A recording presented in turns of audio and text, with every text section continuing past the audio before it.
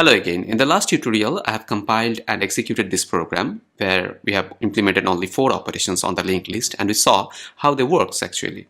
Now in this tutorial, I'm going to implement the find operation. It's a searching operation in the linked list where we are going to search for a target. That means this integer variable that we pass there in the find operation as the second parameter. You see that there.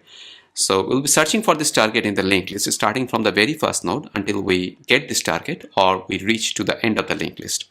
We are interested of finding the first occurrence of this target, and if the target is found in the linked list, then the address of the node that contains this target will be returned to the caller. Otherwise, if the target does not exist, this function is going to return null. So this is going to be a linear kind of searching. We'll be starting from the first node and we'll move ahead the next node for searching the target. If the target exists, we'll break the loop and we'll return the address. So let's see how we can do that. So we'll need a node pointer there for accessing the current node. So I'm declaring this as usual as current. So we need to keep the address of the first node there in the current, and we can get that from list ptr arrowhead. That's the address of the first node. Now we can go ahead and run the loop. We need to search in the linked list unless and until we reach to the end of the list. That means unless and until the current is not equals null. Now we need to compare if the current arrow data equals with the target, then obviously we get the node, right? So if we get the node, we can just break the loop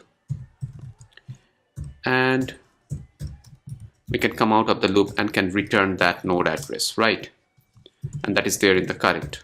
Otherwise, if the data in the current node does not match with the target, then we need to move to the next node, and that we can do just simply by writing current equals current arrow next, and we are jumping to the next node.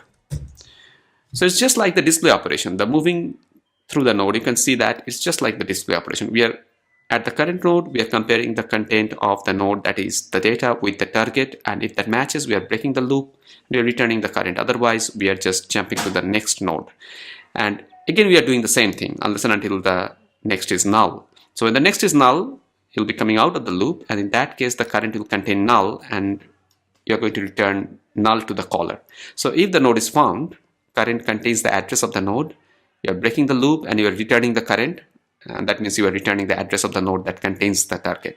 Otherwise, if you go to the end of the linked list, then the current contains null, you'll have this condition false in that case, and you'll be coming out of this loop and you'll be returning the content of the current again. And in this case, when the target does not exist there, you are returning null actually.